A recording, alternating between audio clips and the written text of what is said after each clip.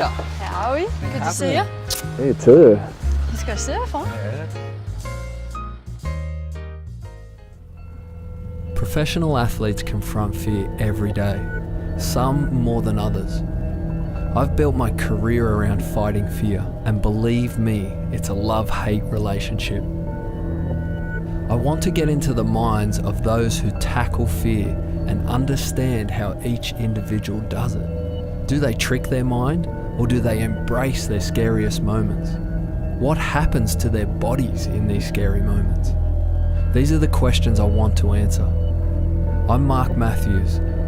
Welcome to the Joy of Fear.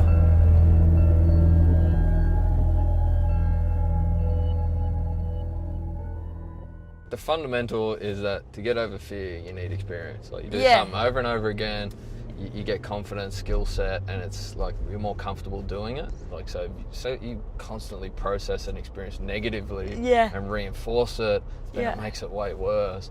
But if you work to sort of like, even if you a bit bad wipeout, scary wipeout, Yeah. but then process it differently, then the performance enhances again. You know, like the Yeah. experience is good. You know, when I went through the whole deal at Fiji, like to be in round 2 and I'm focusing on the event, and I just like perfectly whiplashed into Yeah. like the left side into my eardrum, and I remember just being underwater and everything was ringing. Kind of as well, like a different fear came in, like a weird fear of like having to give up Yeah. or something, because like I'm always been so driven, like growing up where I have been, is like just never give up on a situation. Yeah. The heat finished, but I was like I'd won the heat, Yeah. so it gave me a whole nother set of decisions. Like I'd gone in to the marshal boat and they're assessing me and they're like, nah, like you can't even do your balance test, and then so I start crying because it's my immediate reaction to most things.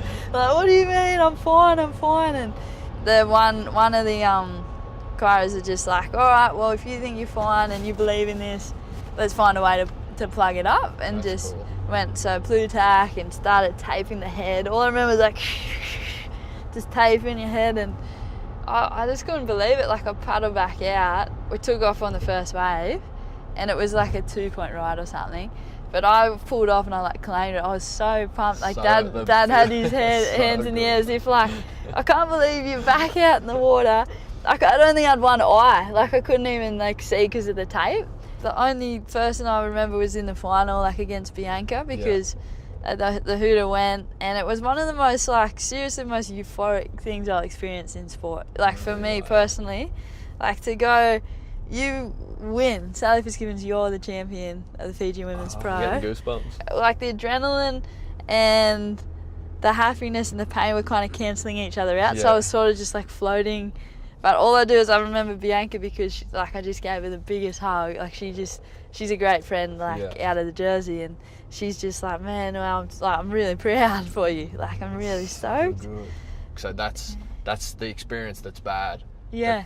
That isn't good for performance, isn't good for growing confidence, has the reverse. But you've gone back out and rewritten it to something, you know, to good. And so then you can go back there the next year and it's nowhere near And I as still scary, know it was a huge feat to go through all that. But like even coming down off the finals day, like I got to midnight and I just started, like I was trying to go to sleep. I just woke up involuntary and just started vomiting for like 5 hours. No way. Yeah. For concussion. Just vertigo, exhaustion and everything. No way.